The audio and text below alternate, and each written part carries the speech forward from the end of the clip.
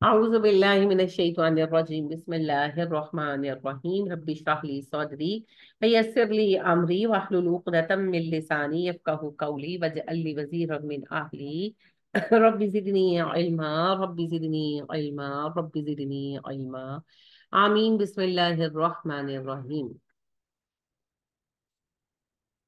سورہ انبیاء ہے جی، اور آیت نمبر 51 سے آج ہم پڑھیں گے۔ اللہ فرماتے ہیں وَلَقَدْ آتَيْنَا إِبْرَاهِيمَ رُشْدَهُ مِن قَبْلُ، اس سے پہلے ہم ابراہیم کو ہدایت دے چکے تھے۔ رشد کہتے ہیں شعور کو، رشد کہتے ہیں عقل کے استعمال میں شعور کا ہونا، دانش مندی ہونا۔ عقل تو ڈفرنٹ لیولز پر سبھی کے پاس ہے، لیکن عقل میں شعور شامل ہونا، انسان کو صحیح فیصلوں کا کرنے کا جو ہے اپنے ذہن کے اندر اس کی طاقت پانا۔ لہٰذا سورہ نساء میں بھی رشد کو اللہ نے واضح کیا کہ یتیم بچے میں جب تم عقل اور رشد پاؤ، تو رشد عقل کا اگلا لیول ہے، پاور آف ڈیسیژن، صحیح غلط کی پہچان۔ کبھی کبھار تو غلطیاں سب سے ہوتی ہیں، لیکن ایک بندہ ہوتا ہی احمق ہے اور ایک بندہ نہیں ہے۔ اچھا، پھر احمق ہونے کے علاوہ ویسے احمق ہونا نہیں ضروری، نہیں تو ویسے احمق ہو، ایک تو ویسے احمق ہونا کہ ان کے بعض لوگ جو ہوتے ہیں ان کا عقل کا لیول ایک خاص حد سے نہیں بڑھتا۔ ایون بعض بچے جو ہوتے ہیں جب بڑے ہوتے ہیں وہ دیوانے نہیں ہوتے، لیکن وہ بہت سادہ مزاج ہوتے ہیں، وہ لوگوں کی چالاکیوں کو نہیں ہینڈل کر پاتے، معصوم ہوتے ہیں، تو وہ بھی ایک رشد سے دوری ہے، لیکن وہ نیچرل ہے۔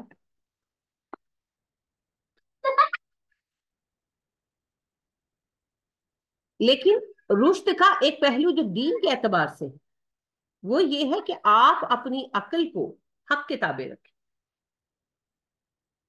کیا ابو جہل عقل مند نہیں تھا؟ عقل مند تھا نا، اس کا اسلام سے پہلے لقب تھا ابو الحکم، نام تو اس کا عمر بن حشام ہے، تو اس کو ابو الحکم کہتے تھے، یعنی سب سے زیادہ حکمت والا بندہ۔ لفظی مطلب ہے حکمت کا باپ، مطلب یہ بہت حکمت والا، کہ بہت سمجھدار آدمی، دا وائزسٹ مین آف مکہ۔ نبی صلی اللہ علیہ وسلم نے تو اس کو اس کے غلط فیصلے کی وجہ سے کہا یہ ابو الحکم نہیں ہے، یہ تو ابو جہل ہے، یہ تو جہالت والا بندہ ہے۔ کیونکہ ایک بندہ تو وہ ہے نا جسے سمجھ ہی کچھ نہیں آ رہی، وہ بے وقوف ہے، اس کی عقل کام نہیں کرتی، کم ہے عقل کا لیول، علم نہیں ہے، پڑھا لکھا نہیں ہے۔ ابو جہل میں تو اس میں سے کوئی مسئلہ نہیں تھا، وہ پڑھا لکھا تھا، اس وقت میں وہ مکہ کے ان 14 لوگوں میں سے تھا جنہیں لکھنا پڑھنا آتا تھا، مقدموں کے فیصلے کرتا تھا، سفیر بنا کر مشکل جگہوں پر بھیجا جاتا تھا، اور وہی بات ہے کہ اتنا سمجھدار تھا کہ اسے ابو الحکم کہتے تھے قوم کے لوگ، سمجھدار تھا تو کہتے تھے۔ تو نبی اکرم صلی اللہ علیہ وسلم کے پیغام کو کیا اس نے سمجھ نہیں لیا تھا؟ سمجھ لیا تھا۔ اچھا، لا الہ الا اللہ جو نبی صلی اللہ علیہ وسلم کہتے تھے لا الہ الا اللہ مان لو، تو اشہد ان لا الہ الا اللہ کا کلمہ تو وہ بھی پڑھتے تھے ظالم، پہلے پڑھتے تھے، جیسے ہم کلمہ پڑھتے ہیں اشہد ان لا الہ الا اللہ واشہد ان محمد عبدہ ورسولہ، وہ بھی ابراہیم علیہ السلام کی امت ہے، وہ بھی کلمہ پڑھتے تھے، تلبیہ بھی یہی پڑھتے تھے، لبیک اللہم لبیک جو ہم پڑھتے ہیں سملر، ایک لفظ کے فرق کے بغیر یہی تلبیہ وہ پڑھتے تھے۔ اس میں بھی پڑھتے تھے نا کہ اللہ کے سوا کوئی شریک نہیں، خدائی میں مانتا نہیں، ہاں، لیکن لا الہ الا اللہ کو وہ اصل معنی نہیں مانتے تھے جو آج ہم بھی نہیں مانتے۔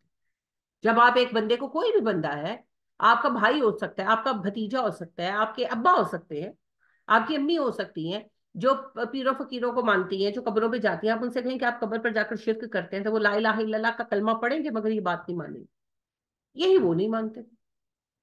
تو نبی کریم صلی اللہ علیہ وسلم نے جس توحید کو پیش کیا تھا، اس توحید کا اصل پرابلم یہی تھا، اللہ کے سوا کسی کی نہیں مانوں، قانون اللہ کا چلے گا، حکم اللہ کا چلے گا، یہ قبول نہیں ہے، یہ کسی بادشاہ کو قبول نہیں، یہ آج آپ کے حاکموں کو بھی قبول نہیں۔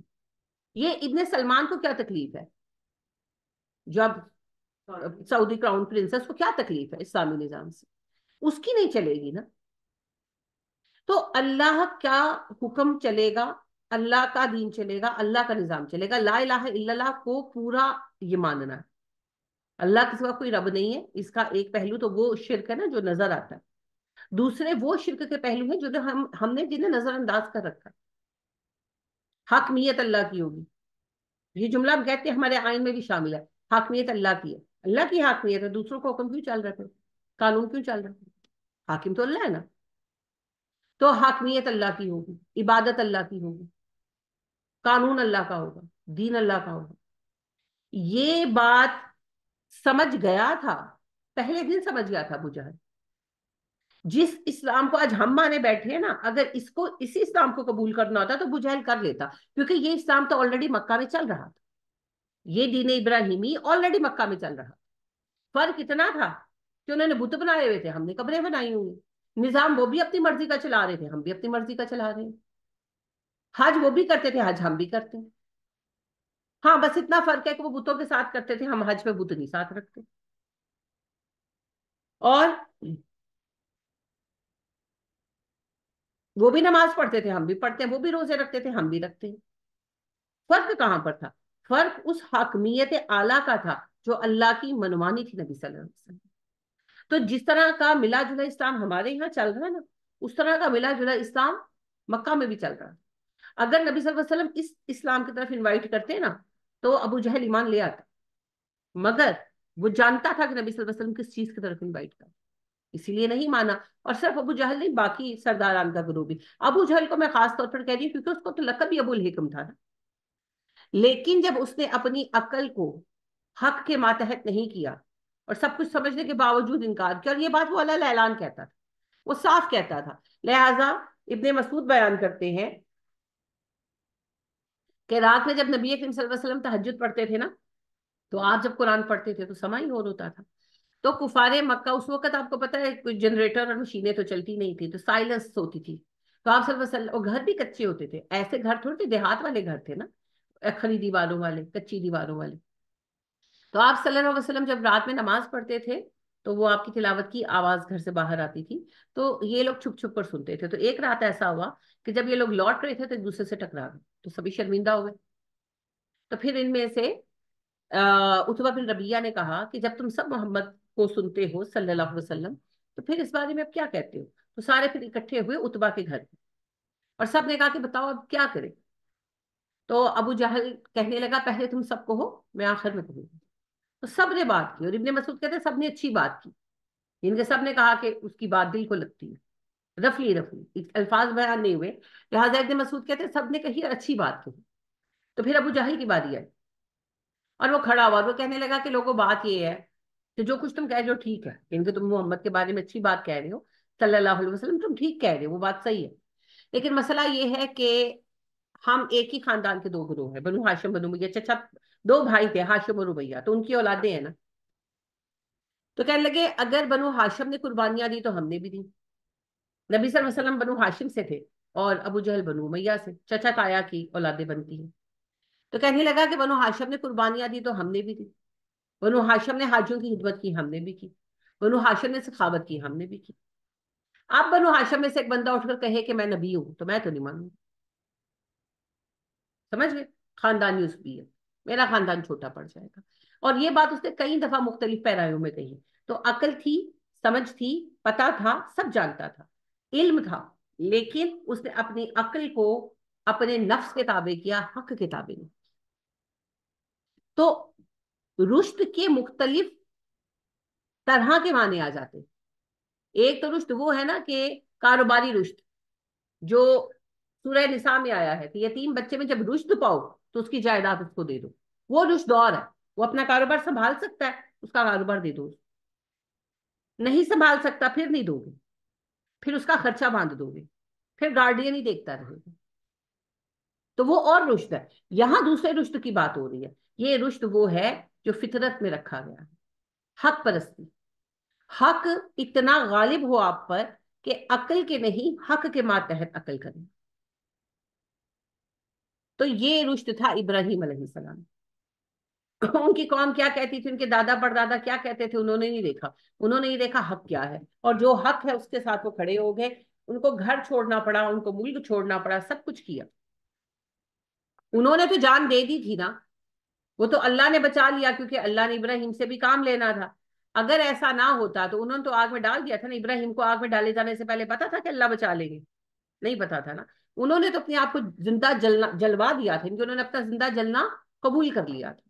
یہ چھوٹی بات نہیں ہے کہ ایک انسان کو کہا جائے اور پھر 2-3 دن لگا کر اس کے لیے آگ تیار کی جائے اور وہ دیکھ رہا ہے سب کچھ. یہ سب کچھ اسی لیے کیا گیا تھا کہ شاید ابراہیم پلٹ جائے، مگر ابراہیم قائم رہے. انہوں نے اپنا زندہ جلنا گوارا کر لیا.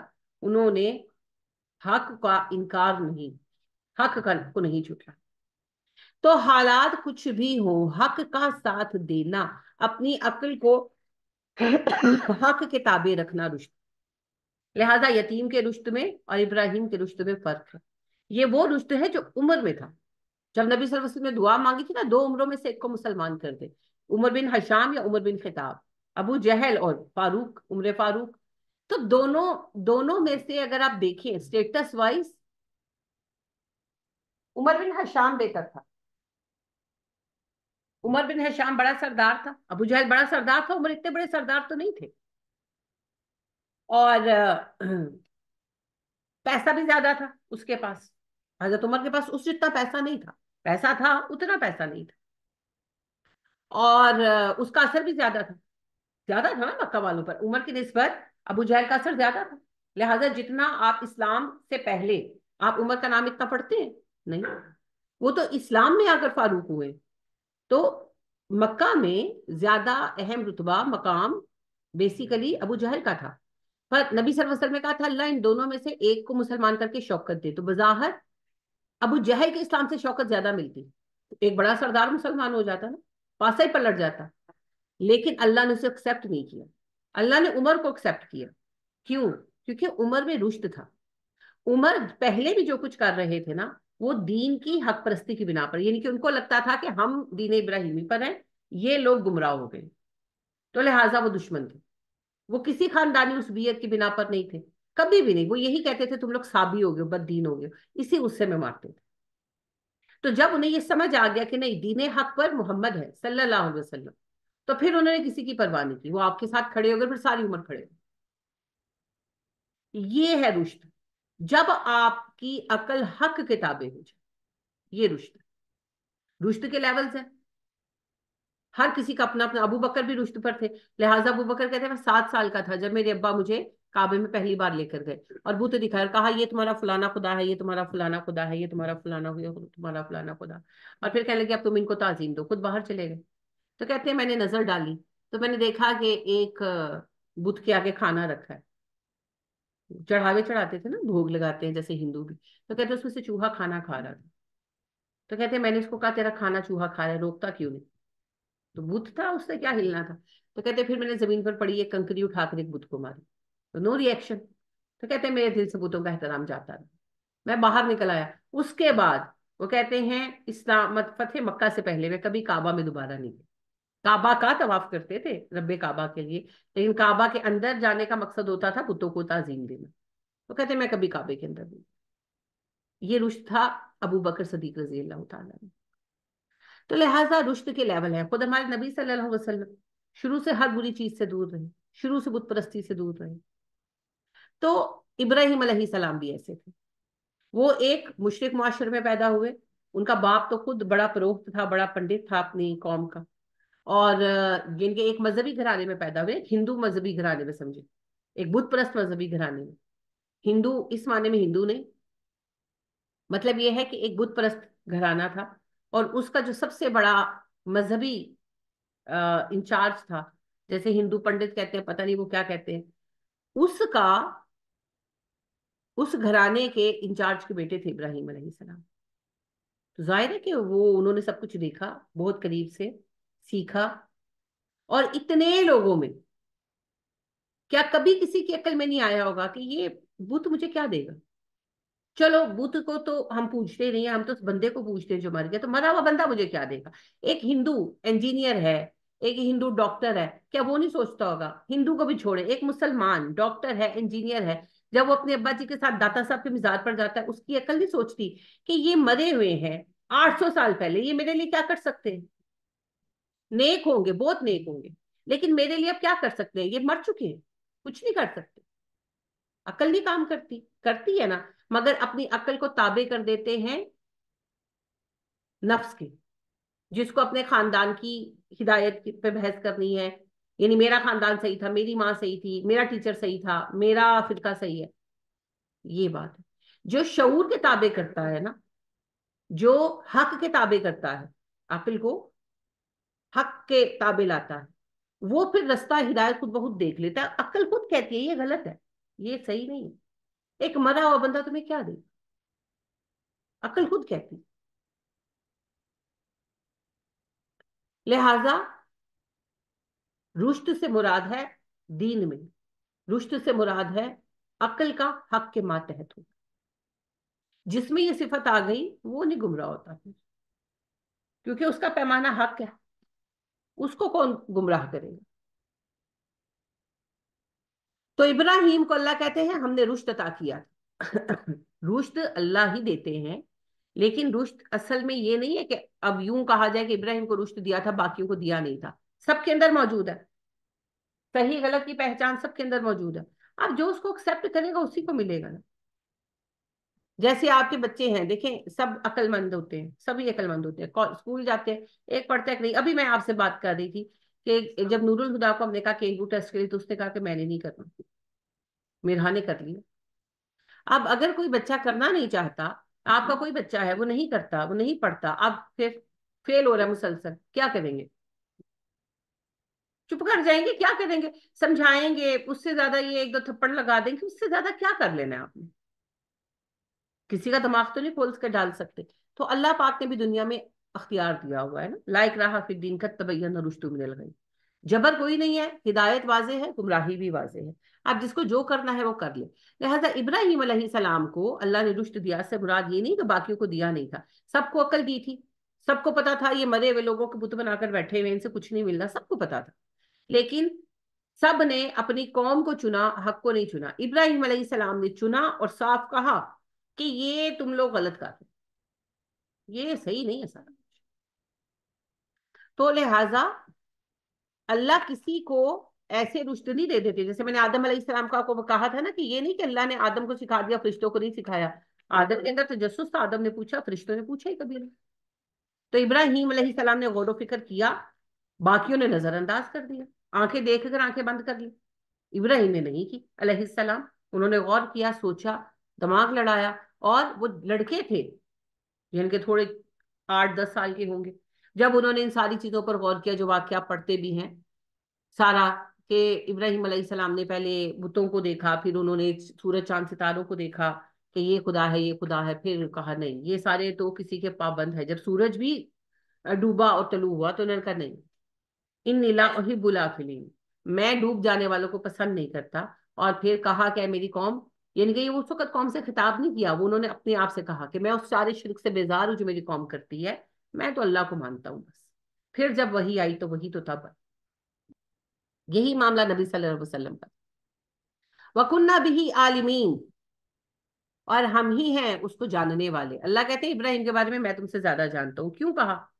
یہودی کہتے ہیں دین ابراہیمی پر ہم ہیں، عیسائی کہتے ہیں دین ابراہیمی پر ہم ہیں، ہمارا دعویٰ ہے دین ابراہیمی پر ہم ہیں، اور کفار مکہ کہتے تھے دین ابراہیمی پر ہم ہیں۔ تو اللہ نے کہا ابراہیم کیا کرتے تھے میں تم سے بہتر جانتا ہوں۔ اس کا علالی ابھی ہی و قومی ہی، یاد کرو جب اس کے باپ اور اپنی قوم سے کہا ما حاضی تماثیل، کیا ہیں یہ مورتیاں، التی انتم لہا عاکفون، جن پر تم جم کر بیٹھے ہو۔ یہی سوال میرا ہے پوری قوم سے، صرف ایک لفظ کے فرق سے، انہوں نے مورتیاں بنائی تھی، ہم نے قبریں بنائی ہیں، تو کیا ہے یہ قبور جن پر جمے بیٹھے ہیں؟ کالو وجدنا آباءنا لہا عابدین، وہ کہنے لگے ہم نے اپنے باپ دادوں کو انہی کی بندگی کرتے ہوئے پایا۔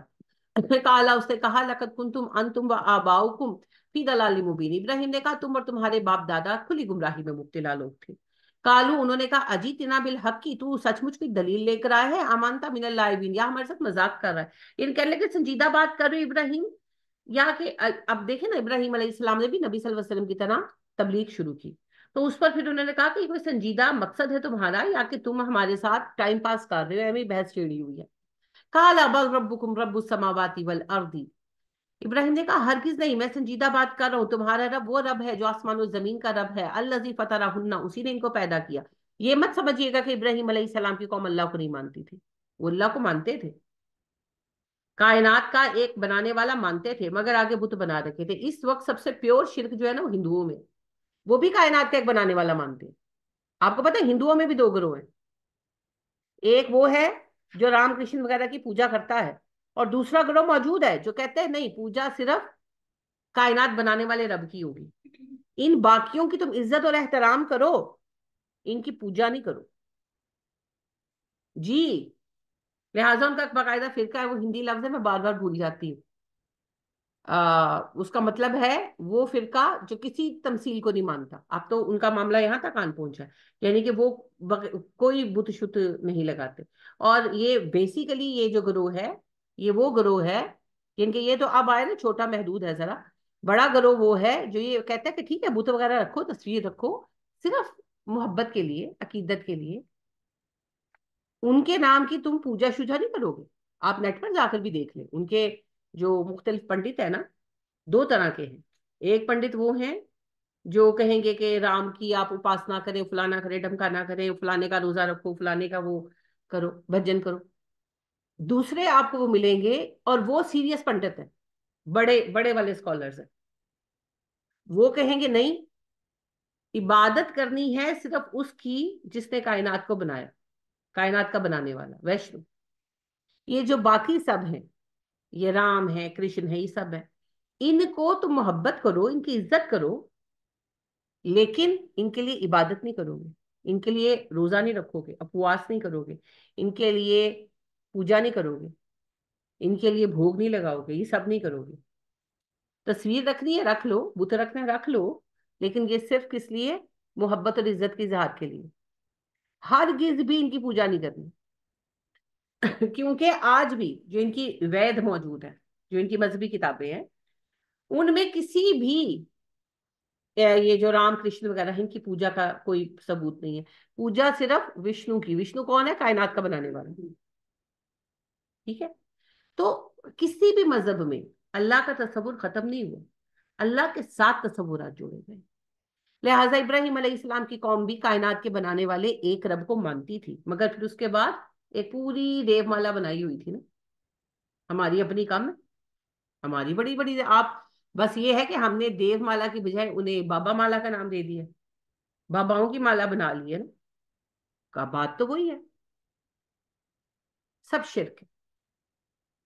تو ابراہیم علیہ السلام نے کہا اس رب کی طرف آؤ جس نے زمین و آسمان کو پیدا کیا، وَأَنَا ذَلِكُم مِّنَ الشَّاهِدِينَ، اور میں تم لوگوں پر گواہوں میں موجود ہوں، یعنی میں گواہ ہوں کہ اللہ کے ساتھ کوئی شریک نہیں ہے۔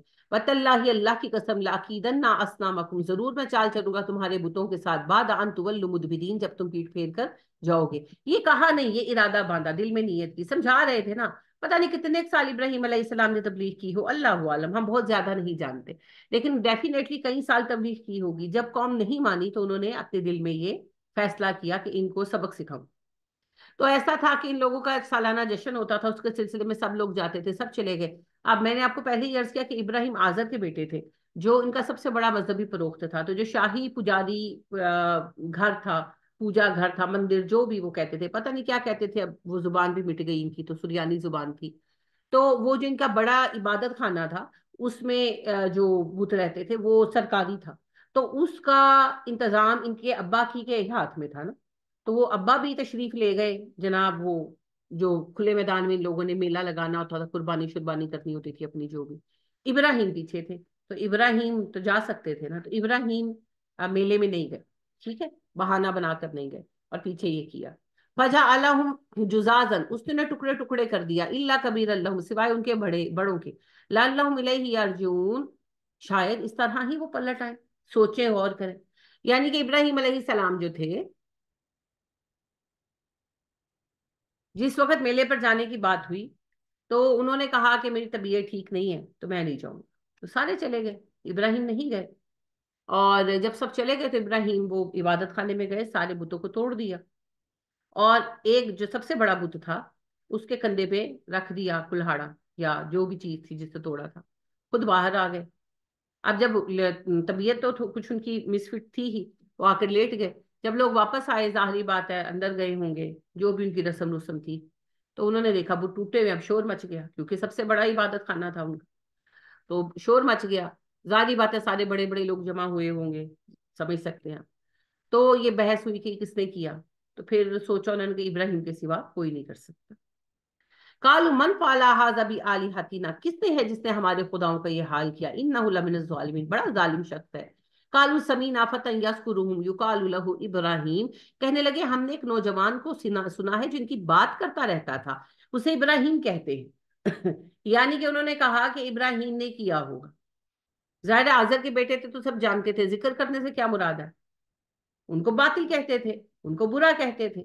बुरा मतलब ये नहीं, अच्छा आप ये देखें कि नबी करीम सल्लल्लाहु अलैहि वसल्लम के बारे में भी कुफार कहते थे मोहम्मद हमारे खुदाओं को गालियां देता है, तो नबी सल्लल्लाहु अलैहि वसल्लम गालियां देते थे? आपने तो सारी उम्र एक बेहुदा लफ्ज इस्तेमाल किया। क्या कहते थे? ये मर गए। जैसे आज हम कहते हैं ना कोई भी, कि भाई ये मरे मुंह से आप क्या मांग रहे हैं, तुम गुस्ताख हो लिया इकराम के, क्यों मरे नहीं?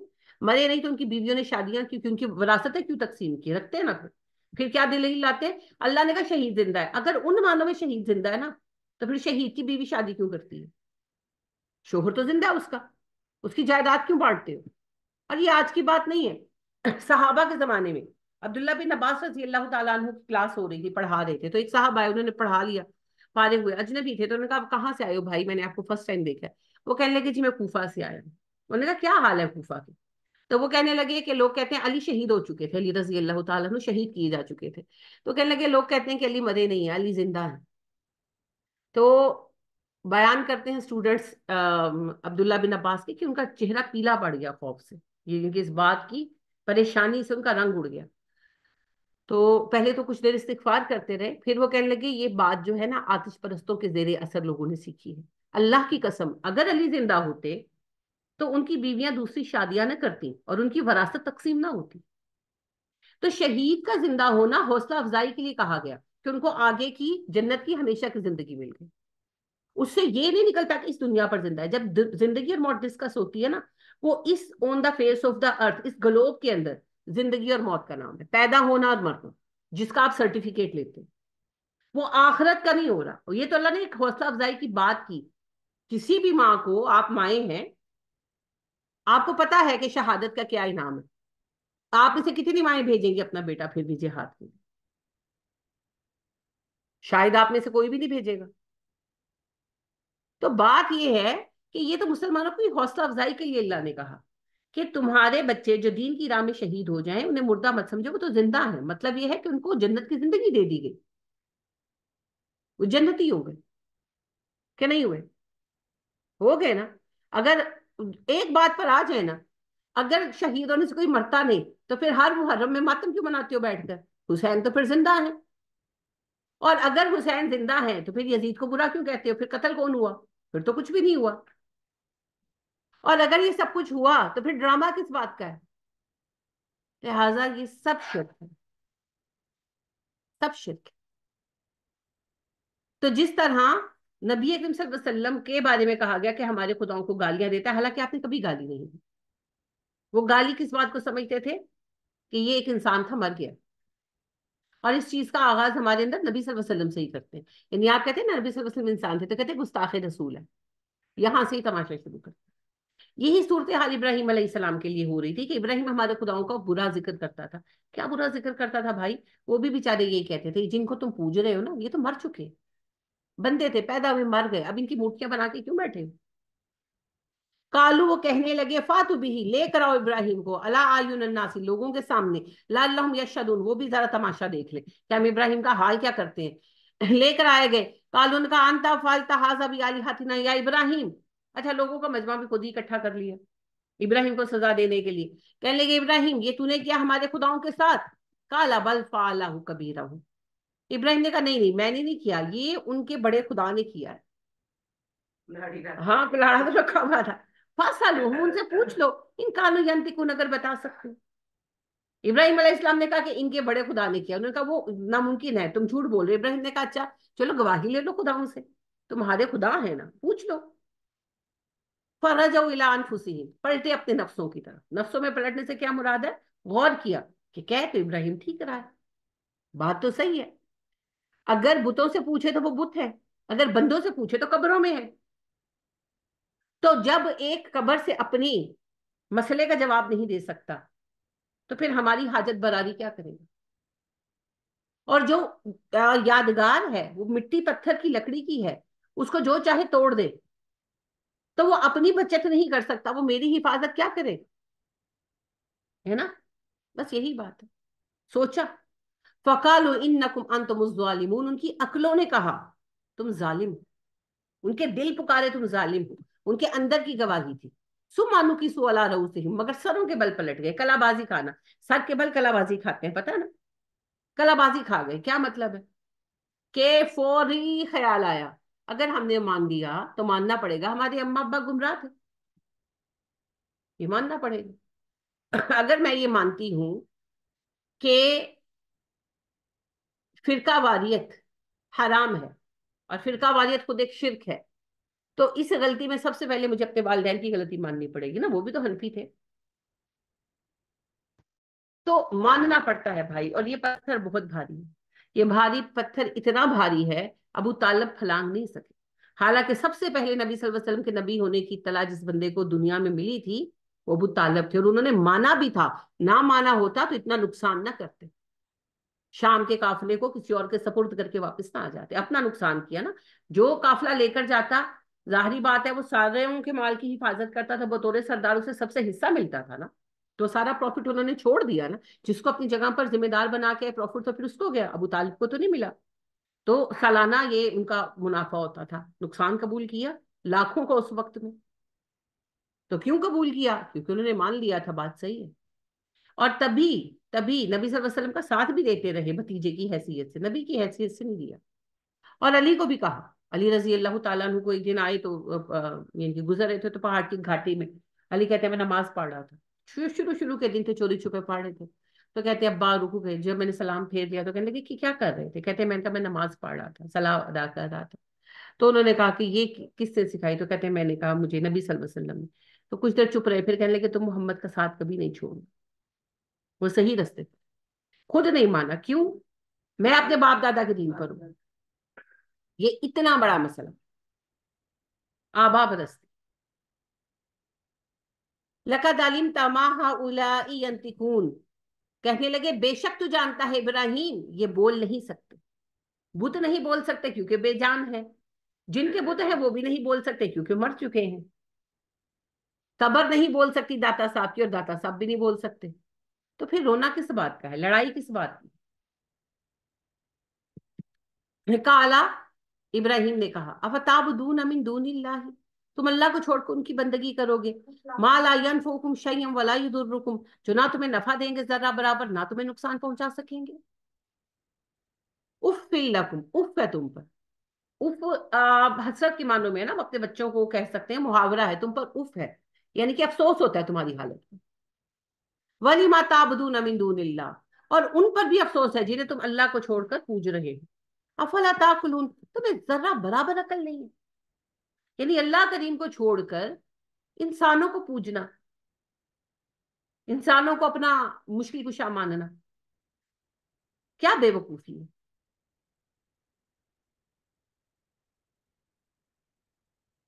قالوا حرقوه، کہنے لگے جلا دو ابراہیم کو. وانصروا آلہتکم، اپنے الہوں کی مدد کرو. ان کنتم فاعلین، اگر تم کر سکتے ہو. یعنی کہ کیا فیصلہ ہوا؟ ابراہیم پر سے کیس نہیں ہٹایا گیا، ان کی بات نہیں سنی گئی. بس یہ جرم مانا گیا کہ انہوں نے ہمارے سرکاری عبادت خانے کے بت توڑے ہیں، لہٰذا ابراہیم کو سزا دو. کیا سزا دو؟ کیس چلا. یہ تو اللہ تو اس ایک چھوٹی بات بتا رہے ہیں نا، سب کچھ وہیں کھڑے کھڑے نہیں ہو گیا. ابراہیم علیہ السلام کو قید میں ڈال دیا گیا. ان کا جو شہر تھا سیاسی مرکز وہ الگ تھا، اور مذہبی مرکز الگ تھا. تو یہ مذہبی جو رہنمائی تھی، مذہبی انچارج جو تھے تھا وہ خود ابراہیم کا باپ آزر تھا. اور ان کا سیاسی حکمران یعنی کہ بادشاہ جو تھا وہ آپ کو پتا ہے کیا کون تھا؟ نمرود. نمرود ٹائٹل تھا، اصل نام پتہ نہیں کیا تھا. جیسے فرعون ٹائٹل ہے، تو جو حضرت موسیٰ کے سامنے کھڑا تھا اس کا نام رامسس سیکنڈ تھا، نام تھا اس کا. اور لقب جو تھا وہ فرعون ہر بادشاہ کو ملتا تھا. تو نمرود ٹائٹل تھا، پتہ نہیں اس کا اصل نام کیا تھا. تو بہرحال جو حاکم وقت ہوتا تھا وہ نمرود کہلاتا تھا.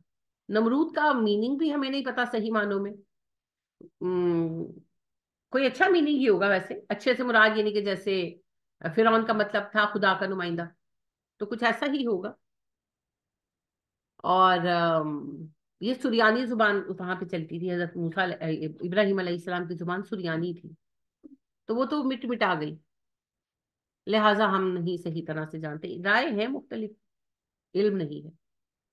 تو بہرحال پہلے یہ کورٹ جو اس میں کیس پیش ہوا، چونکہ یہ مذہبی نوعیت کا مسئلہ تھا تو مذہبی عدالت میں پیش ہوا، جس کا جج خود ابراہیم کا باپ آزر تھا. اور یہ آزر کا فیصلہ تھا جو اس نے اپنے ساتھیوں کے ساتھ مل کر لیا تھا، مشورہ کر کے، کہ سزا ہو. کیونکہ کئی سالوں سے کشمکش تو چل رہی تھی، وہ گھر سے بھی نکال چکا تھا اور سب.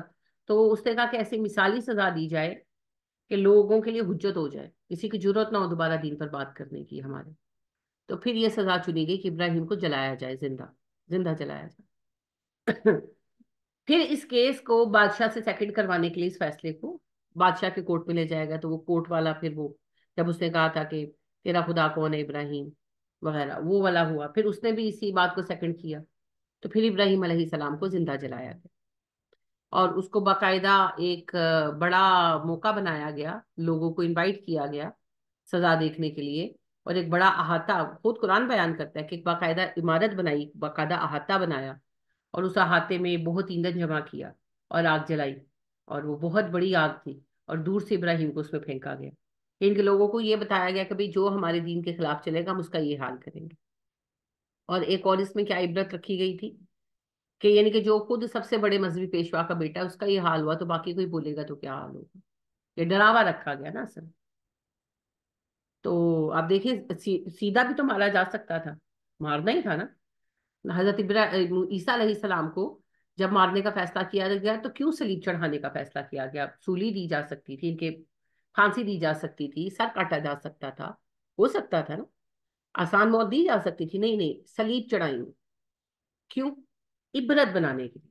اسی طرح ابراہیم علیہ السلام کو یہ جو اتنی بڑی آگ جلا کر اس میں زندہ پھینکا گیا کہ ہم عبرت بنائیں گے ابراہیم کو. انا للہ و انا الیہ راجعون. اللہ نے ان دونوں کو مثال بنانا بنا دیا اللہ نے.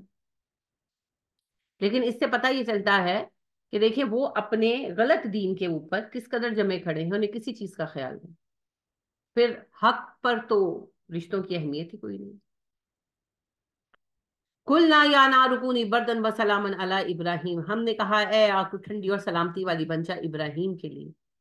یعنی آگ جو ہے وہ نقصان نہیں پہنچایا اس نے، وہ پھول چھول نہیں بن گئی. یہ جھوٹے قصے ہیں. ابھی تو کچھ ویڈیوز بھی بنائی ہوئی ہیں کہ وہ جی ابراہیم آگ میں پھینکے گئے تو آگ پھول بن گئی. نہیں، کوئی نہیں بنی، آگ ہی رہی، ابراہیم کو کچھ نہیں ہوا. یہ لوگ وہاں پر کھڑے رہے اور اس پر پھر کچھ ڈبیٹس وغیرہ بھی فرمائی گئیں، یعنی ابراہیم کی مذمت میں اور اس کی ان کی سزا میں نام نہاد. پھر یہ لوگ جب گئے سو گئے، پھر جب سب طرف سے نٹا ہو گیا پھر ابراہیم آگ سے نکلے اور اپنی بیوی حضرت سارہ کے پاس پہنچے، اور حضرت لوط اور سارہ کو لے کر پھر ملک چھوڑ کر چلے. ٹھیک ہے. وَأَرَادُوا بِهِ كَيْدًا، انہوں نے چال چلنی چاہی ابراہیم کے ساتھ. فَجَعَلْنَاهُمُ الْأَخْسَرِينَ، مگر ہم نے انہیں سب سے زیادہ خسارہ پانے والا بنا دیا. سب سے زیادہ خسارہ دنیا میں بھی پایا. کیسے؟ سب سے زیادہ بدترین سزا پائی ملے گی اسے جس نے کسی نبی کو مارا یا نبی کے ہاتھوں مارا. تو حضرت انہوں نے تو مار دیا نا ابراہیم علیہ السلام کو، تو اللہ نے بچا لیا، وہ تو اللہ کی مرضی. انہوں نے تو مارا، پورا کیا اپنا فعل، تو ان کو تو سزا ملے گی. اور آخرت میں بھی خسارہ ہے نا. تو بس یہ اللہ کے اگینسٹ چل کے تو خسارہ ہی ہے. اللہ ہم پہ رحم کر. وَنَجَّيْنَاهُ، نجات دی ہم نے اس کو، وَلُوطًا، اور لوط کو بھی. لوط علیہ السلام ان کے ساتھ ہجرت کی. بعض کہتے ہیں ان کے بھائی تھے، بعض کہتے ہیں بھتیجے تھے، اللہ عالم. بہرحال بہت قریبی تھے فیملی میں سے، یا بھائی تھے یا بھتیجے تھے. یہ بھی ساتھ ہی آئے تھے، دو لوگ ہی تھے، حضرت سارہ اور حضرت لوط علیہ السلام. اِلَى الْأَرْضِ، اس زمین کی طرف، الَّتِي بَارَكْنَا فِيهَا لِلْعَالَمِينَ، ہم نے انہیں اس زمین کی طرف ہجرت کا حکم دیا جس میں ہم نے اہل عالم کی برکت رکھی ہے. فلسطین جی، مسجد اقصی اس وقت نہیں تھی، مسجد اقصی بعد میں بنی، لیکن یہ زمین ابراہیم کی وجہ سے بابرکت ہوئی.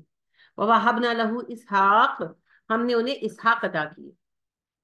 آپ کو پتہ ہی ہے اس وقت تک ابراہیم علیہ السلام کی اولاد نہیں تھی، واپس آ کر بھی نہیں تھی.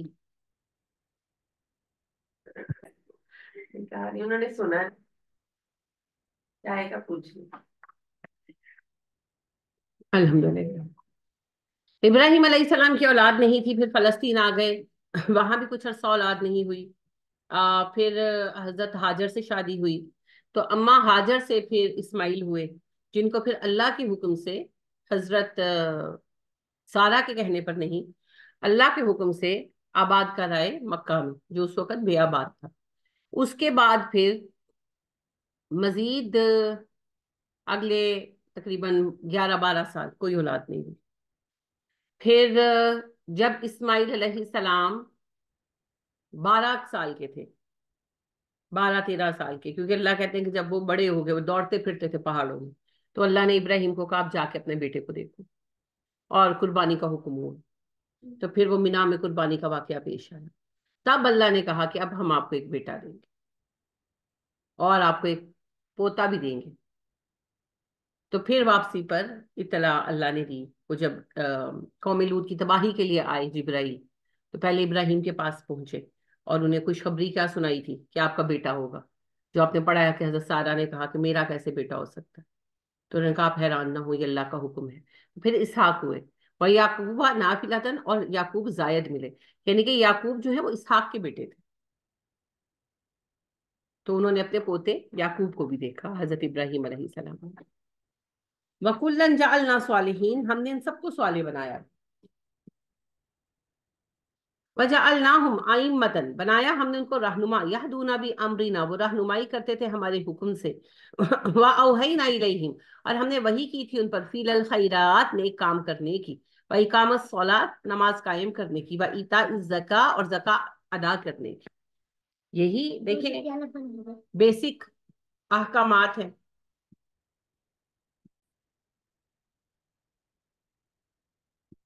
تو اللہ کریم نے کیا وحی فرمائی ان سب پر؟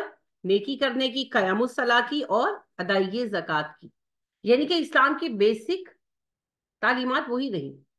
وَقَانُوا لَنَا عَابِدِينَ، وہ سب ہمارے عبادت گزار تھے، یعنی اللہ کہتے ہیں جتنے نبیوں کو تم جانتے ہو سب میرے ہی بندے تھے اور میری ہی بندگی کرتے تھے، کسی کا کوئی اور خدا نہیں تھا۔ وَلُوطًا، لوط کی بات کرو، آتَيْنَاهُ حُكْمًا وَعِلْمًا، ہم نے انہیں حکمت اور علم عطا کیا تھا، وَنَجَّيْنَاهُ، اور ہم نے نجات دی تھی انہیں، من القریات، اس بستی سے، التي كانت تعمل الخبائث، جو کرتی تھی بہت ہی گندے کام، یعنی ان کی قوم جو تھی، انہم كانوا قوم السوء فاسقین، وہ بڑے ہی نافرمان اور برے لوگ تھے۔ وَأَدْخَلْنَاهُ فِي رَحْمَتِنَا، ہم نے اسے اپنی رحمت میں داخل کیا، انہو من الصالحین، بے شک وہ بڑے نیک لوگوں میں سے تھے۔ اب آپ کو پتا ہے کہ وہ لوگ ہومو سیکشل تھے، اسی پر تھا نا، مرد عورتوں کی طرح یعنی فزیکل ریلیشن کرتے تھے، اور عورتیں جو تھیں وہ مردوں کی طرح، اور رہن سہن بھی اپنا بدلتے تھے۔ تو یہ آج آپ کے یہاں بھی یہ ٹرانسجینڈر لاء کیا پاس ہوا ہے؟ یہی پاس ہوا ہے نا۔ تو ان سب کے بعد کیا امید رکھتے ہیں کہ پاکستان پر رحمتیں اترے گی؟ کیسے اترے گی؟ کسی قوم کا اللہ ایسے تذکرہ نہیں کرتے، ان کے ایک جیسے گندی چیز کا تذکرہ ہو نا، جس طرح اللہ اس قوم کا تذکرہ کرتے۔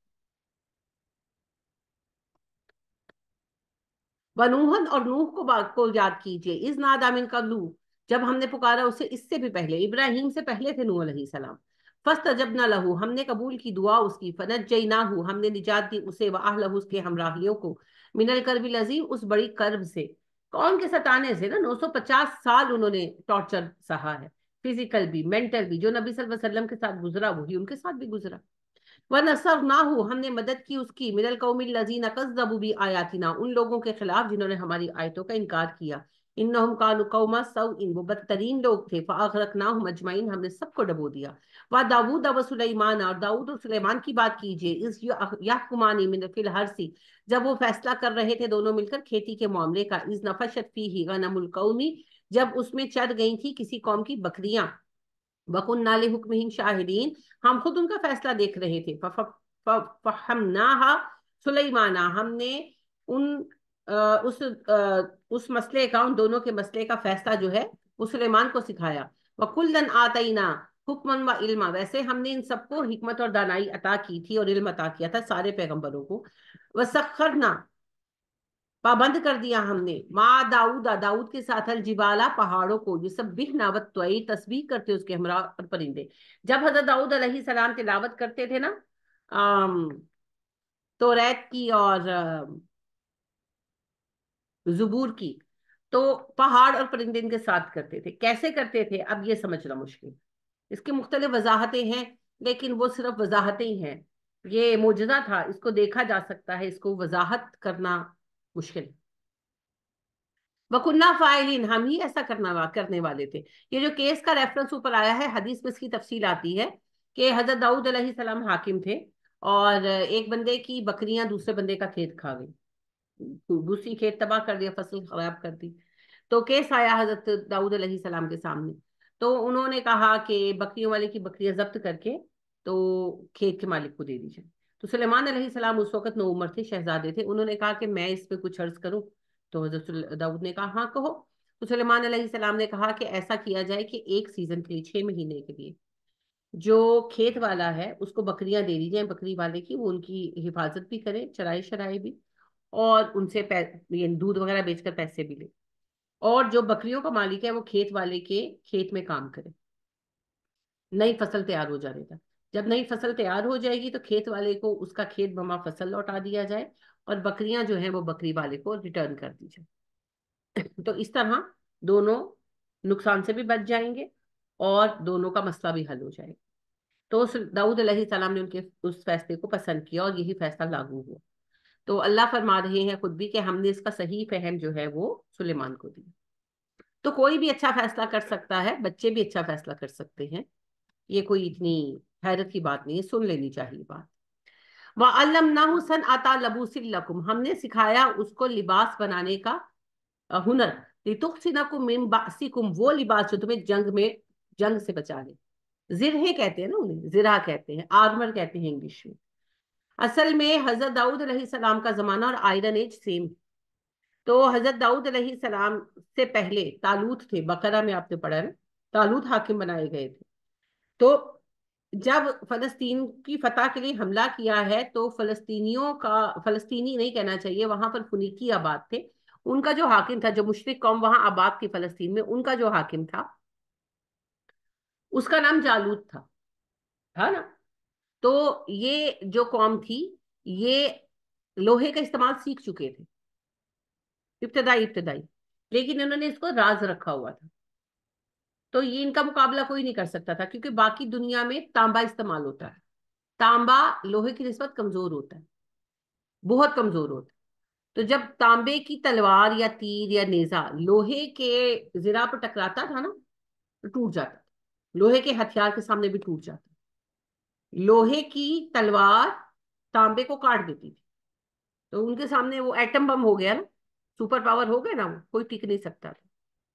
تو یہ جو کہا جاتا تھا نا کہ جالوت کو کوئی مار نہیں سکتا، میں نے تب بھی آپ کو بتایا تھا، اس کی ریزن بھی یہ تھی کہ وہ سر سے پیر تک لوہے کی زرہ پہنتا تھا، صرف آنکھیں کھلی ہوتی تھی. تو پھر آنکھ میں غلہ مارا تھا نا حضرت داؤد علیہ السلام نے، جو اس کے دماغ تک پہنچ گیا تھا، اور اس سے مرا تھا وہ. تو پھر انہوں نے بیسک ٹیکنالوجی تو ظاہر ان سے سیکھی، پھر اللہ نے ان کو مزید اس میں علم دیا. تو سلیمان علیہ السلام کے زمانے تک بہت کام ہوا. لہٰذا اب جب ان کے قدیم جو شہر ہے اس کے کھنڈرات جب کھودے جا رہے ہیں تو وہاں پر فرنسز، بھٹیاں بنی ہوئی ہیں باقاعدہ. تو بہت کام ہوا. تو لوہے کو دنیا سے متعارف کرانے کا کام ان کا تھا. ولی سلیمان الریحا، سلیمان کے لیے ہم نے ہوا کو، آصفتن جو تیز چلتی تھی، طوفانی نہیں، تیز چلنے والی، تجری چلتی بھی امری اس کے حکم کے مطابق، الارض زمین کی طرف، التی بارکنا فیہا جس میں ہم نے برکت رکھی تھی. ہم نے تیز ہواؤں کو اس کا پابند کر دیا جو اس کی مرضی کے مطابق اس زمین کی طرف چلتی جس میں برکت رکھی تھی، ان کے ملک کی طرف، کہ ان کے جہازوں کو ہوائیں جلدی پہنچا دیتی. ہوا تیز بھی ہوتی اور پرسکون بھی ہوتی، اللہ کا حکم تھا. وَكُنَّا بِكُلِّ شَيْءٍ عَالِمِينَ، اور بے شک ہم ہر چیز کو جاننے والے ہیں. وَمِنَ الشَّيَاطِينِ، اور بڑے بڑے شیطان جنات تھے، مَن يَغُوصُونَ لَهُ جو ہوتے لگاتے تھے اس کے لیے، یعنی کہ پابند کر دیے تھے نا جن، فزیکلی پابند کر دیے تھے. ایک تو دیکھ سکتے تھے سلیمان ان کو، اور دوسرا سلیمان ان کو فزیکلی جیسے انسان پر اختیار ہوتا ہے جنوں پر بھی تھا. تو جو ان کے حکم سے نکلتا تھا اس سے سزا ہوتی تھی. تو مختلف جنوں میں مختلف کوالٹیز ہیں نا، کوئی پانیوں میں رہ سکتے ہیں، جا سکتے ہیں، کوئی ہواؤں میں اڑ سکتے ہیں، کوئی روپ بدل سکتے ہیں. تو پھر جس میں جو صلاحیت تھی حضرت سلیمان اس کے مطابق کام لیتے تھے. تو ہوتے لگاتے تھے، مطلب سمندر میں سے چیزیں نکالتے تھے جو بھی کام ہوتے تھے پانی کے. وَيَعْمَلُونَ عَمَلًا دُونَ ذَلِكَ, دوسرے بھی اسی طرح کے کام سر انجام دیتے تھے. وَكُنَّا لَهُمْ حَافِظِينَ, ہم ان کے اوپر محافظ تھے. سلیمان نہیں تھے, اللہ تھے. معجزہ تھا نا یہ. تو اللہ نے اس کے لیے کس کو مقرر کر رکھا ہوگا؟ فرشتوں کو, جبرائیل کو. وَأَيُّوبَ إِذْ نَادَى رَبَّهُ. اچھا ایک بات یہاں سمجھ لے, خود سلیمان جن پکڑ سکتے تھے؟ نہیں پکڑ سکتے تھے. کون ان کو پکڑے ہوئے تھا؟ اللہ. تو اے بابیا نے کی جن پھڑ لے, چوہا پھڑ کے دکھانا ہے نا, جو گھر میں چوہا آ جاتے ہیں نا, پکڑے ذرا, بلی ایک پکڑ کے دکھا دے. جن پکڑنے انہوں نے, کسی کے پاس کوئی جن نہیں ہے, جھوٹ بولتے ہیں سارے کے سارے. جن کوئی نہیں پکڑ سکتا جی, کوئی نہیں پکڑ سکتا. وَأَيُّوبَ إِذْ نَادَى رَبَّهُ, اور ایوب کی بات کیجئے جب اس نے اپنے رب کو پکارا. انی مسنی الضر, اللہ مجھے بہت تکلیف پہنچی. وانت ارحم الراحمین, تو بہت رحم کرنے والا ہے. بیمار ہے نا, 18 سال بیمار رہے, اور بیماری اتنی بڑھ گئی تھی کہ یعنی کہ فرق نہیں پڑتا تھا. اور شہر والوں نے بھی نکال دیا کہ جی یہ تو اس پر اللہ کا غضب ہو گیا ہے. اصل میں اللہ کا نہیں کہتے تھے, بابوں کا کہتے تھے.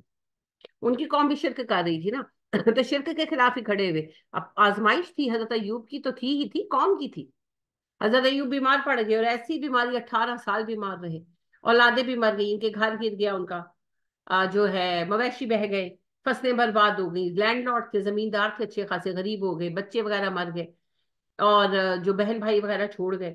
تو اب سب نے کہنا شروع کر دیا کہ دیکھا ہمارے خداؤں کو, ہمارے الہوں کو برا کہتے تھے نا تم, تو اب دیکھ لو تمہارے اوپر غضب آیا ہے. اور یہ بات اتنی زیادہ عام ہوئی, اتنی زیادہ عام ہوئی کہ نکال دیا حضرت ایوب کو آبادی سے. کہنے لگے تمہاری وجہ سے ہم پر بھی غضب آئے. جنگل میں بیوی ان کی لے کر چلی گئی, سب چھوڑ گئے, صرف ایک بیوی ساتھ میں.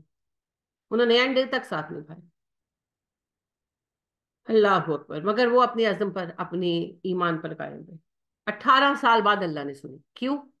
اللہ کی مرضی, وہ مالک ہے, وہ جس تک کو جس حال میں چاہے رکھے. ہمارے پاس کوئی اختیار ہونا بنتا ہی نہیں ہے, ہم اس کے ہاتھ کی تخلیق. وہ ہمیں جو بھی دیتا ہے اس کا رحم ہے, ہمارا حق نہیں. تو 18 سال, 18 سال کہنے کی بات ہوتی ہے جی. 2 دن کا بخار بندے کو نہ چھوڑ دیتا ہے, اور ان کی بیوی کی بھی آفرین ہے. 2 دن کی تیمارداری میں بندہ تھک جاتا. سیریس بات ہے. تو 18 سال ان خاتون نے اپنے شوہر کی خدمت کی.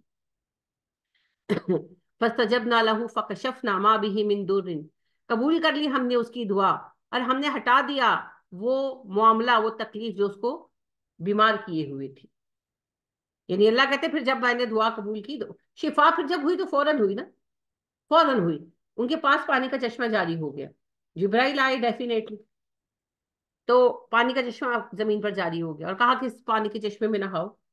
بس وہ نہائے, اور کہا پیو بھی, کہ پانی ہے. اللہ نے خود کہا پینے کے لیے بھی, غسل کے لیے بھی, پیا بھی, نہائے بھی. تو وہ ساری بیماری فوراً ختم ہو گئی, جیسے کبھی تھی نہیں. تو اب بڑے چشمے بنے ہوئے ہیں نا, مگر کسی چشمے میں شفا نہیں ہے. کیوں نہیں ہے؟ کیونکہ شفا تو اللہ ڈالتا ہے, وہ تو اللہ نے دیا تھا چشمہ, ہے نا. باقی ساری بیکار کی باتیں. ایک ہی چشمہ ہے جس کا پانی ہاں شفا ہو سکتا ہے. کون سا ہے؟ زمزم. کیونکہ وہ اللہ نے دیا ہے نا, تو اس کو آپ جس نیت سے پیئیں گے وہ شفا ہو دے دے گا. باقی اس بابے کا چشمہ, اس بابے کا چشمہ, یہ کوئی چشمہ ہی نہیں. شفا صرف اللہ نے دینی. وَآتَيْنَاهُ أَهْلُهُ, ہم نے اس کے اہل خانہ بھی اسے عطا کر دی. یعنی کہ جو لوگ چھوڑ گئے تھے واپس آ گئے. بعض یہ کہتے ہیں کہ اللہ نے ان کے مرے ہوئے بچے زندہ کر دیے, پر حدیث اس کو سیکنڈ نہیں کرتی. اللہ پاک نے جو فیملی چھوڑ گئی تھی, جو یہ سمجھ رہے تھے کہ ان پر غضب وضب آ گیا, وہ سب پلٹ آئے نا. اور مثل امہم, اور اتنے ہی اور دیے. یعنی کہ جو بچے وغیرہ فوت ہو گئے تھے, اللہ نے ریپلیس کر دیا, اور اولادیں دے دی. رحمتن, بطور رحمت, من عندنا, ہماری جانب سے. یہ ہماری جانب سے رحمت خاص تھی. وہ ذکر للعابدین, اور ہم نے اسے نصیحت بنا دیا عبادت گزاروں کے لیے. عبادت گزاروں کی نصیحت ہے. کیا نصیحت ہے جی؟ کہ آپ عبادت کر کے اپنے اللہ پر کوئی احسان نہیں فرماتے, کہ یہ سوچے کہ جی میں اینی نماز پڑھی, میں اینی دعا کتنی قبول کیوں نہیں ہوئی. آپ دیکھیں ایوب علیہ السلام نبی تھے, ان کے لیول کی عبادت کون کر سکتا ہے, اور کتنا صبر بھی کیا, مگر جب اللہ نے چاہا تب دعا قبول کی. مالک وہ ہے بھائی. تو لہٰذا یہ جو وظیفے لکھے ہوتے ہیں نا, کہ فلانا وظیفہ کرو تو اللہ کا دیدار ہو جائے, فلانا وظیفہ کرو تو رسول کا دیدار ہو جائے, فلانا وظیفہ کرو تو شرطیہ بیٹا ہو جائے. سبحان اللہ، انا للہ و انا الیہ راجعون. اللہ کے اوپر کوئی احسان ہے؟ اللہ کوئی جن ہے جو آپ پکڑ لیں گے یا بلا لیں گے؟ عبادت ہے بس، وہ عبادت قبول کر لے یہی اس کا احسان ہے. کیونکہ ہماری تو عبادتیں بھی ٹوٹی پھوٹی ہیں. تو دعا قبول کرنا نہ کرنا صرف اس کا اختیار ہے، وہ جو چاہے گا وہی کرے گا. وَإِسْمَاعِيلَ وَإِدْرِيسَ وَذَلْكِفْلِ، اور بات کیجیے اسماعیل، ادریس اور ذوالکفل کی. ذوالکفل بھی نبی ہیں، کون سے نبی ہیں یا کچھ پتہ نہیں. بنی اسرائیل میں سے کوئی نبی ہے اتنا پتا ہے، بس تفصیل نہیں آتی. کل من الصابرین، سبھی نے صبر کیا، یعنی ہر نبی پر آزمائشیں آئیں اور انہوں نے صبر کیا. وادخلناہم فی رحمتنا، اور ہم نے ان کو داخل کیا رحمت میں. اگر آزمائشوں میں برکت نہ ہوتی تو اللہ اپنے نبیوں سے نہ ان کو، اپنے نبیوں کو ان آزمائشوں سے نہ گزارتا. ہر آزمائش پر صبر کرنے کا نتیجہ مزید بلندی درجہ. تو اللہ کی رحمت ہے جی. انہم من الصالحین، بے شک وہ بڑے صالح لوگ تھے. وَذَنُّونَ، اور ذنون کی بات کیجئے، یہ حضرت یونس علیہ السلام کا لقب ہے. ذنون حضرت یونس علیہ السلام کا لقب ہے. اذ ذهب مغاضبا، جب وہ بہت غضبناک ہو کر چل پڑے. فظن، اور سمجھا، اللہ نقدر علیہ، کہ ہم اس کی پکڑ نہیں کریں گے. فنادى فی الظلمات، اور پکارا اندھیروں میں سے، اللہ الہ الا انت سبحانک، بے شک اللہ جی آپ کے سوا کوئی الہ نہیں ہے، آپ پاک ہے. انی کنت من الظالمین، مجھ سے غلطی ہو گئی. یعنی کہ آپ کو پتہ ہے یونس علیہ السلام نبی تھے. جب ان کی قوم ایمان نہیں لائی تو اللہ پاک نے ان کے لیے سزا کا جو ہے اعلان فرمایا. تو انہوں نے کہا کہ بھئی اب تم لوگوں پر عذاب آ جائے گا، اتنے اتنے دن ہے تمہارے پاس، جو بھی دن بتائے ہمیں نہیں پتا. اور اس مدت کو اناؤنس کرنے کے بعد بغیر رکے وہاں سے چلے گئے. حالانکہ یہ لل پیریڈ ہوتا ہے، اس دوران میں اگر ایمان لے آئیں تو لے آئیں. اب حضرت یونس چلے گئے بغیر اللہ کا حکم وصول، بس غصے میں غلطی ہو گئی. پیچھے سے قوم کا ذہن بن گیا کہ ایمان لے آئیں، پر ایمان کیسے لائیں، یونس تو چلے گئے. تو اس پر پھر ان کو یہ سزا ملی کہ سمندر میں پھینکے گئے، مچھلی نے کھا لی. اور ان کو فوراً ریئلائز ہو گیا کہ مجھ سے یہ غلطی ہو گئی. پھر یہ دعا مانگی، اللہ نے معاف کر دیا. ادھر ان کی قوم جو تھی وہ ایمان لانا چاہتی تھی پر لائے کیسے، یونس تو جا چکے تھے. تو عذاب والا دن آ گیا اور عذاب کے بادل چھا گئے، اللہ خود کہتے ہیں. اور پھر انہوں نے یہ کیا کہ ایک میدان میں سب جمع ہوئے، اللہ سے استغفار کرنے لگے اور رونے لگے. اور یعنی کہ انہوں نے دعائیں مانگی کہ اللہ یونس تو ہے نہیں، اب ہم کیا کریں. پھر ان پر سے عذاب ٹل گیا، یونس واپس آئے پھر ٹھیک ہو کر. پھر ان کی قوم ایمان لائی اور اس نے مہلت پائی اپنی. فاستجبنا له، ہم نے اس کی توبہ قبول کی. ونجیناہ من الغم، اسے اس تکلیف سے نجات دی. وکذالک ننجی المؤمنین، ایمان والوں کو ہم اسی طرح نجات دے دیتے ہیں. وزکریا، اور زکریا کی بات کیجئے. اذ نادى ربہ، جب اس نے پکارا اپنے رب کو. ربی لا تذرنی فردا، اللہ مجھے تنہا نہ چھوڑنا. وانت خیر الوارثین، تو بہترین وارث ہے. بیٹے کے لیے دعا کر رہے تھے نا، اپنی جائیداد کا وارث نہیں چاہیے تھا انہیں، دین میں اپنے کام کا وارث چاہیے. فاستجبنا له، ہم نے اس کی دعا بھی قبول کر لی. ووهبنا له یحییٰ، ہم نے اسے یحییٰ عطا کیے. فاصلحنا له زوجه، اور اس کی خاطر اس کی بیوی کو صحت عطا کر دی. یعنی کہ ان کی بیوی بانجھ تھیں، اللہ نے ٹھیک کر دیا. انہم کانوا یسارعون فی الخیرات، یہ سارے نیکیوں میں جلدی کرنے والے تھے. ویدعوننا رغبا ورہبا، وہ پکارتے تھے ہمیں خوف سے اور رغبت سے، یعنی محبت سے بھی پکارتے تھے اور اللہ کے جواب دہی کے خوف سے بھی پکارتے تھے. وکانوا لنا خاشعین، اور وہ تھے ہی بہت خشوع رکھنے والے. خشوع کیا ہوتا ہے؟ کسی کی عظمت کے احساس سے دل میں نرمی آنے. تو اللہ کی عظمت کو سمجھتے تھے، دل نرم تھے ان کے. واللتی احسنت فرجہا، اور بات کرو اس عورت کی جس نے اپنی شرمگاہ کی حفاظت کی. فنفخنا فیہا من روحنا، اور ہم نے اپنی جانب سے ایک روح اس کے اندر پھونک ڈالی. وجعلناہا وابنہا آیۃ للعالمین، اور ہم نے اسے اور اس کے بیٹے کے لیے، اہل جہان کے لیے ایک نشانی بنا دیا. کون سی عورت ہے آپ بتائیں شیزا؟ ہینا، آپ بتائیں نوری. حضرت مریم ہے جی، بہت مشکل سوال ہے نا. حضرت مریم اور ان کے بیٹے عیسیٰ، ایک ہی تو عورت ہے دنیا میں جو بغیر شادی کے ماں بنی ہے. بتا تو رہے ہیں اللہ. ان ہذہ امتکم، یقیناً بے شک امت ہو تم لوگ. امتم واحدہ، ایک ہی امت، تم سب ایک ہی گروہ ہو، یعنی سب آدم کی اولاد ہو نا، ایک باپ ایک ماں، آدم اور حوا کی اولادیں ہوں. وانا ربکم، میں تمہارا خدا ہوں. فاعبدونی، بس میری بندگی کرو. وتقطعوا امرهم بینہم، مگر ان سب نے اپنے حکم کو ٹکڑے ٹکڑے کر ڈالا، دین کے ٹکڑے ٹکڑے کر دیے، جیسے آج ہم نے کیے ہوئے ہیں. کل الینا راجعون، پھر سب ہماری طرف لوٹنے والے. اللہ کہتے ہیں میں نے سب کو ایک ہی حکم دیا تھا، مگر سب نے دین کے ٹکڑے ٹکڑے کر دیے، گروہ بنا دیے، دین کو خراب کر دیا. سب میرے پاس آئیں گے، میں سب سے حساب لوں. فمن یعمل من الصالحات، تو جو کوئی کرے گا نیکوکار نیک عمل، وہ ہوا مؤمن، اور وہ مومن بھی ہوگا، فلا کفران لسعیہ، اس کی نعمتوں محنتوں کی ناقدری نہیں ہوگی، وَإِنَّا لَهُ کاتبون، بے شک ہم سب کیا مال لکھ رہے ہیں، وَحَرَامٌ عَلَىٰ قَرْيَةٍ، اور ہم نے واجب کر دیا ہر بستی پر، اہلکناہا، جسے ہم نے ہلاک کیا، انہم لا یرجون، وہ واپس نہیں لوٹیں گے۔ جب بھی کوئی بستی تباہ ہوتی ہے وہ دوبارہ آباد نہیں ہوتی، یہ لکھ دیا جاتا ہے، یعنی اللہ کے غضب سے۔ اب دیکھ لو موہنجو دڑو ہڑپا آباد ہوئے نہیں ہوئے، اجڑے پڑے ہیں آج تک، حتیٰ یہاں تک کہ اذا فتحت یاجوج و ماجوج، یہاں تک کہ یاجوج اور ماجوج کھول دیے جائیں، وَهُم مِّن كُلِّ حَدَبٍ يَنسِلُونَ، اور وہ اترے ہر اونچی جگہ سے دوڑتے ہوئے۔ یاجوج اور ماجوج کا کھلنا قیامت کی علامتوں سے ہے نا، تو اللہ کہتے ہیں قیامت آ جائے گی، میں نے جن بستیوں کو عذاب سے تباہ کیا وہ آباد نہیں ہوں گی۔ وقت رب الواد، قریب آ جائے گا وعدہ، الحق، جو سچا ہے، فیضا ہی شاخصۃ الابصار، کھلی رہ جائیں گی آنکھیں، الذین کفروا، کافروں کی، یعنی کہ جب یاجوج اور ماجوج آزاد ہو جائیں گے پھر تو بالکل ہی قیامت قریب آ جائے گی نا، ابھی بھی قریب ہی ہے، ہم قیامت کے قریبی لوگوں میں سے ہیں، لیکن بہرحال ابھی ہمارے اور قیامت کے درمیان میں عیسیٰ علیہ السلام ہیں، ابھی عیسیٰ نے آنا ہے، جب تک عیسیٰ نہیں آ جاتے ابھی قیامت دور ہے، یعنی قریب ہو کر بھی دور ہے۔ تو لہٰذا عیسیٰ علیہ السلام کے آ جانے کے بعد یاجوج اور ماجوج آئیں گے، تو یاجوج اور ماجوج جب آ جائیں گے پھر تو صرف قیامت ہی ہے، سمجھ گئے؟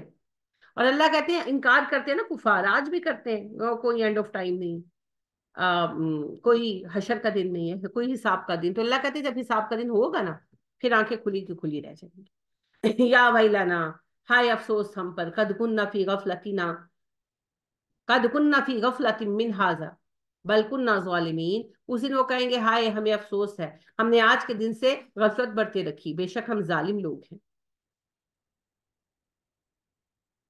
انکم، بے شک تم، وما تعبدون، اور جن کی تم عبادت کرتے ہو، من دون اللہ، اللہ کے سوا، حسب جہنم، سب جہنم کا ایندھن ہو، تم اور وہ سب لوگ جن کی تم نے بندگی کی جہنم کا ایندھن ہو۔ کیا مطلب ہے؟ جن کی عبادت کی وہ بھی جہنم کا ایندھن ہے، کیوں؟ دیکھیں دو طرح کے لوگ ہیں، ایک تو نیک لوگ ہیں جنہیں لوگوں نے پوجنا شروع کر دیا، ان کا تو کوئی حساب نہیں ہے، جیسے عیسیٰ علیہ السلام وغیرہ ہیں، علی رضی اللہ تعالیٰ عنہ، حسین رضی اللہ تعالیٰ عنہ ہے، یا اور جو باقی کے لوگ ہیں، ہم کسی کے بارے میں ایشورٹی کے ساتھ کچھ نہیں کہہ سکتے، وہ فیصلے قیامت کے دن ہوں گے کہ نہیں۔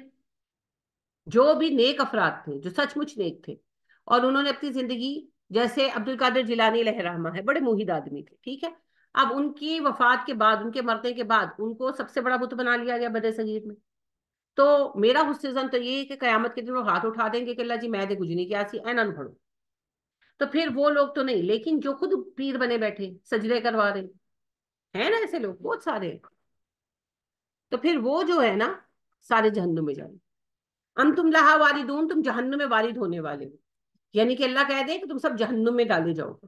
لو کان ہؤلاء آلہۃ ما وردوہا، اور اگر یہ لوگ خدا ہوتے تو جہنم میں نہ ڈالے جاتے، یعنی اللہ کہتے ہیں کہ لوگ پھر کہیں گے جہنم میں، مشرک جن کو مانتے تھے وہ کہیں گے کہ دیکھو یہ تو خود جہنم میں پڑے، اگر ان کا کوئی اختیار ہوتا تو خود جہنم میں نہ ہوتے، ہمیں کیسے بچائیں گے؟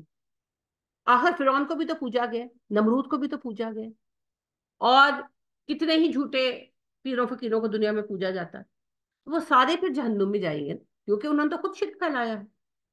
وَكُلٌّ فِيهَا خَالِدُونَ، سب جہنم میں ہمیشہ رہنے والے ہیں، لَهُمْ فِيهَا زَفِيرٌ، اور اس میں ہوگی ان کی کراہنے کی آوازیں، وَهُمْ فِيهَا لَا يَسْمَعُونَ، اور وہ کوئی بات نہ سنیں گے، یعنی اتنی چیخو پکار ہوگی استغفر اللہ جہنم میں کہ کوئی کسی کو نہیں سنے گا۔ ان الذین سبقت، بے شک وہ جو پہلے پہنچ گئی ہوں گی، لہم ان میں، منا ہماری طرف سے، الحسنی بھلائی ہے، بے شک وہ لوگ جو سبقت لے گئے ان میں سے، ان کے لیے ہماری طرف سے بھلائی ہے، ان کے ہر گروہ میں جنہوں نے دین کو ایکسپٹ کرنے میں سبقت اختیار کر لی، انہیں اچھا بدلہ ملے گا۔ اولئک عنہا مبعدون، وہ جہنم سے دور رکھے جائیں گے، لا یسمعون حسیسہا، اس کی آہٹ بھی نہ سنیں گے، وہم فی مشتہت انفسہم خالدون، اور وہ ایک ایسی زندگی گزاریں گے جس میں ہر دل کی خواہش پوری ہوگی، اور وہ زندگی میں ہمیشہ رہیں گی، یعنی کہ جنت میں۔ اللہم اجعلنا منہم، آمین۔ لا يحزنهم الفزع الاکبر، انہیں وہ بڑا غم بھی نہیں ڈرائے گا۔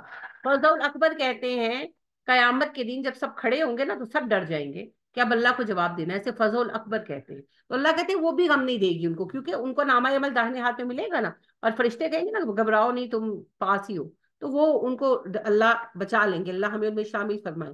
وَتَتَلَقَّاهُمْ، استقبال کیا جائے گا ان کا، الملائکۃ، فرشتوں سے، فرشتے ان سے ملیں گے، استقبال کریں گے، کہیں گے ھذا یومکم، یہ تو تمہارا دن ہے۔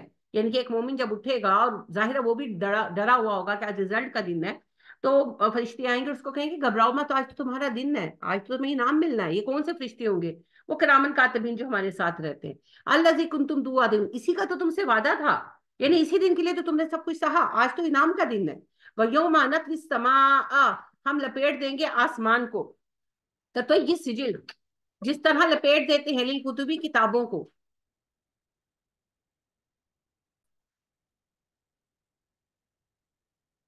جس دن ہم آسمان کو لپیٹ دیں گے جس طرح رجسٹر کتابیں لپیٹ دی جاتی ہیں۔ لپیٹنے سے کیا مراد ہے؟ جیسے آپ ریپ کر کے رکھ لیتے ہیں، اللہ کہتے ہیں سب کچھ میرے ہاتھ میں ہوگا، مراد بتانا ہے جس طرح تمہاری کتابیں تمہارے اختیار میں ہیں، اسی طرح میری کائنات میرے اختیار میں ہے۔ کما بدانا، جیسا کہ ہم نے پیدا کیا، اول خلق، پہلی خلق کے وقت، نعیدہ، ہم دوبارہ پیدا کریں گے۔ قیامت کے وقت سب کچھ ختم ہو جائے گا نا، تو حشر کے دن سب نیا پیدا ہوگا، تو اللہ کہتے ہیں جیسے پہلی بار میں نے پیدا کیا دوبارہ کروں گا۔ وعدن علینا، یہ وعدہ ہے میرے ذمے، انا کننا فاعلین، میں ایسا ضرور کروں گا، ہم ایسا ضرور کریں گے، اللہ اپنے لیے ہم کہہ رہے ہیں۔ وَلَقَدْ كَتَبْنَا فِي الزُّبُورِ، ہم نے یہ بات لکھ دی تھی زبور میں، من بعد الذکری، بعد اس ذکر کے، ان الارض، کہ بے شک زمین میں، یرثوہا، وارث ہوں گے اس کے، عبادی الصالحون، میرے نیک بندے۔ اللہ کہتے ہیں میں نے زبور میں بھی یہ بات ڈال دی تھی کہ یہ سب ہونا ہے، اور میں نے یہ بھی بتا دیا تھا کہ زمین کے وارث میرے صالح بندے بنے گے۔ ان فی ھذا لبلاغ لقوم عابدین، اور بے شک اس میں پہنچانا ہے اس قوم کے لیے بات کو جو عبادت گزار ہے، یعنی کہ آپ کا ذمہ کیا ہے؟ پیغام لوگوں تک پہنچا دینا۔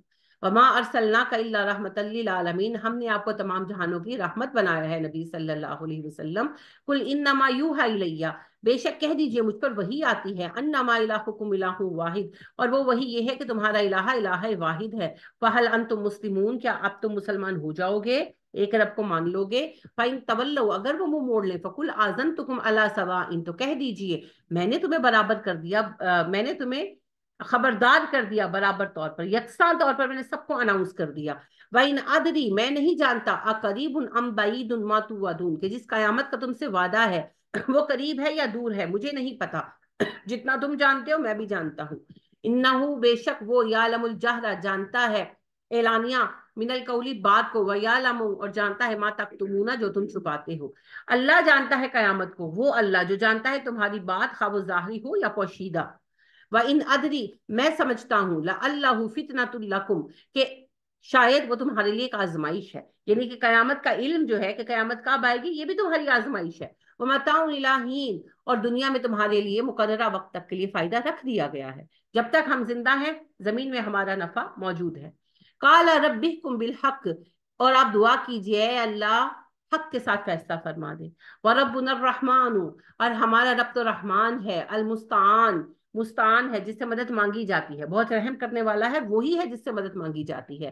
اللہ قد صفون، تمہاری بیان کردہ باتوں پر، جو باتیں تم کرتے ہو ہم اللہ ہی سے اس پر مدد مانگتے ہیں۔ کیا باتیں کرتے تھے؟ کہ تم گمراہ ہو، تم جہنم میں جاؤ گے، تم ولیوں کے گستاخ ہو، تم باپ دادا کے دین سے پھر گئے ہو، یہی تانے مارتے تھے نا، جو آپ کو بھی ملتے ہیں مجھے بھی ملتے ہیں۔ تو اللہ پاک فرماتے ہیں کہ آپ دعا کیا کریں، ربکم بالحق، اللہ حق کے ساتھ فیصلہ فرما دے۔